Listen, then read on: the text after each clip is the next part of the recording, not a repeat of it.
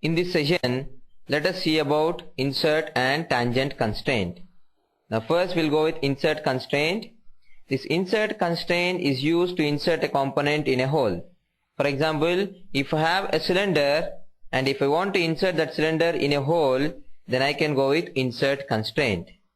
Now let me show you by taking an example. Now here I am going to take a cylinder and I am going to insert the cylinder exactly in this backside hole. So let us go with add a component. Select the cylindrical part. So open. And now here from the list of the constraints, I am selecting directly insert. Then first component reference I am selecting as the cylindrical surface, and the assembly reference let me select the whole surface. Now after this you can see here directly the cylinder is inserted in that hole. And after inserting the cylinder in the hole, if you read here, the status will be going with partially constrained because few degrees of freedoms are arrested. But still this component is having few more degrees of freedoms, and you can check them by going with Control Alt right button.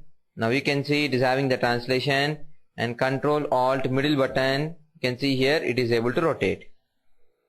So as we know, to check the translations and rotation we can use Control Alt right button and Control Alt middle button. So when I am going with right button, it is able to translate vertically. When I am going with middle button, it is able to rotate like this. So Control plus Alt plus right button, translation, Control plus Alt plus middle button, rotation. Right.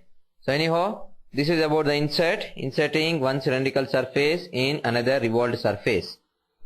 Then next we'll go with tangent, and to go with the tangent constraint, let us take two cylinders. Now I am going to take here a new assembly. Let me take a new assembly. First I am adding a cylinder. Because it is first cylinder, let me place it at the default location. Then let me bring the second one. Again I am taking a cylinder. First I am going to align the top two surfaces. Then let me go with new constraint. And the new constraint I am taking here tangent. So let me go with tangent. Now I am selecting this cylindrical surface and the other cylindrical surface. Now after that you can see here both the surfaces are going to be maintained tangent with respect to each other. Now you can go with Control Alt right button and try to translate. The second cylinder is maintaining the tangency with the first cylinder. So this is called tangent. Tangency, maintaining the tangency. So here this is how it is going to maintain the tangency between those two selected surfaces. So this is about the tangent. So with this we have completed all the types of constraints.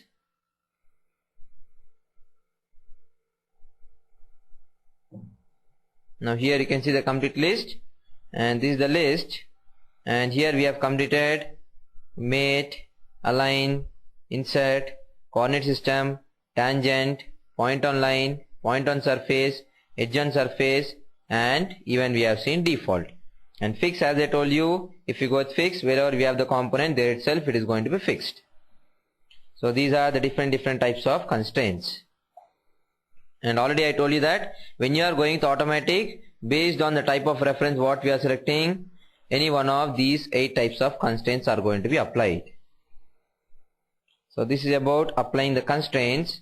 Now let us go to the actual assembly. Let me close this window. Now here we will see how to assemble the second and third component. Now let me bring the second component as the square block. And here I am going to apply mate constraints and align constraints to place the square block in that square cut. Now first I am going with mate. I want to mate this side surface with this surface. So here I am selecting the whole surface. Select these two, and now you can see here the mate is applied, and the system is asking the distance. Let me take the distance as 0. So the constraint is applied. Constraint is applied here. Then let me go with one more constraint. So I am going with again new constraint. And in the new constraint, let me go with automatic. And now I am selecting the backside surface of the second one and the backside surface of this cut. Now again you can see, because I am going with automatic, the system itself is defining the type of constraint as mate. And let me apply here the distance as 0. So now two mates are applied here, the first mate and second mate. Now if you go with Control Alt right button, the component is able to translate like this, and go with Control Alt middle button. Now there is no rotation.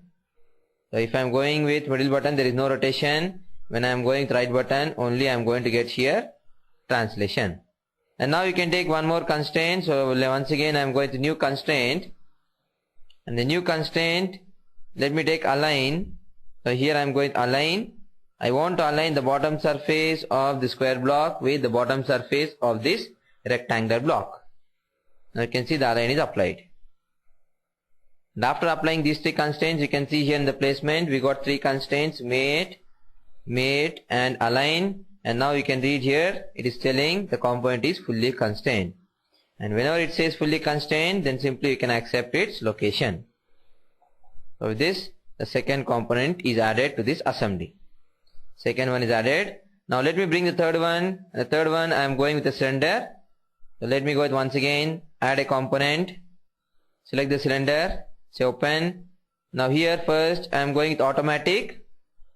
Let me select the cylindrical surface and the whole surface.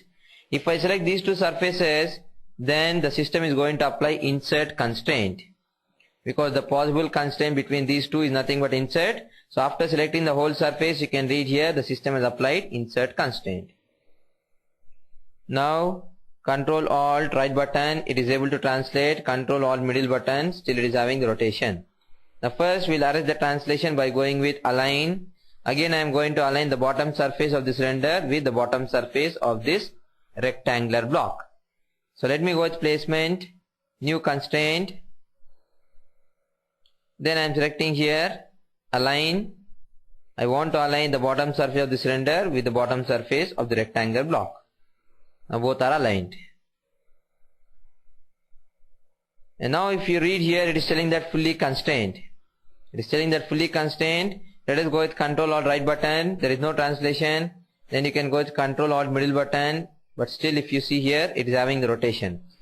Though this cylinder is having rotation, the system is telling that it is fully constrained, because for few components the rotation is required. There will be few components which need the rotation, but because we are leaving that rotation, we cannot say that it is partially constrained. Though that component is having the rotation, still you can consider that component as fully constrained. Like you can take an example of a fan. We are going to fix the fan to the ceiling. After fixing, we are going to leave the rotation, because according to the function of the fan, it should rotate. Then also we can consider that fan as fully constrained. Similarly here also, though it is having the rotation, but still we can consider as fully constrained status. And even if you want to arrest that, you can arrest it by adding one more constraint. That means even we can arrest that rotation by adding one more constraint. And whenever you want to arrest the rotation, remember that always we have to take the help of planes. Better go with planes and apply the angle between those rotating planes, then they are going to be fixed. Now I will show you an example here. Let me try to arrest even this rotation. So I am going with again placement. Let me go with one more constraint. So I am going with new constraint. Now here I am going to apply a constraint between the fixed plane of the assembly, that is right I am selecting here. Then let me select the front plane of the cylinder, or even you can select the right plane of the cylinder, because both are rotating here. The front is rotating along with cylinder as well as right is rotating. So either you can choose the front plane or you can choose the right plane. Now let me select the right plane, and after selecting that, here you can see it is showing the angle, and whatever the angle you want, you can specify the angle between those two references. Now let me give the angle as 0. Now you can see here the right plane is placed parallel to this assembly right plane, because I have given the angle as 0. Now let me make this 90. Now the right plane is going to be placed at an angle of 90 degrees with respect to this assembly right plane. So this is how we can apply an angle and we can arrest even that rotation. Now let me make here the angle as 0. Now you can read here the placement status, it is telling that fully constrained. Even here also you can read, it is telling that fully constrained. If you are not arresting this rotation, then also here in the placement you can read the status, but if you didn't arrest the rotation, then here it is going to give you a message that fully constrained with allow assumptions. So it is going to give you allow assumptions if you are not arresting the rotation. But here I have arrested the rotation, that is the reason simply it is telling that fully constrained. Now we can accept this. So the cylinder is also placed. Now these are the main options in the assembly, and how to assemble the next component we'll see in the next session.